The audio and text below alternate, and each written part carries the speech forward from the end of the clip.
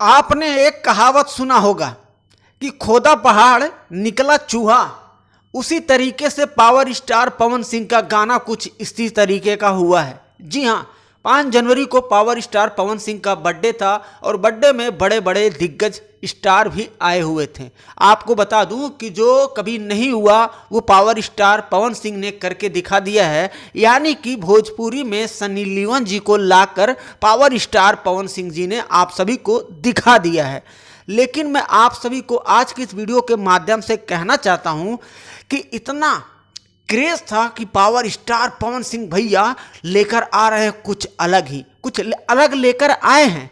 लेकिन मैं आप सभी को बता दूं, गाना एकदम मतलब फ्लॉप चल रहा है। फ्लॉप इसलिए चल रहा है, मैं आप सभी को बता दूं कि जितना बड़ा पावर स्टार पवन सिंह का लेवल है, अगर पावर स्टार पवन सिंह एक गाना लॉन्च करते हैं तो उस एक गाने पर 1 से 2 घंटे के अंदर 5 मिलियन 6 मिलियन व्यूज जरूर होना चाहिए। लेकिन ऐसा रिस्पॉन्स नहीं आ पाया।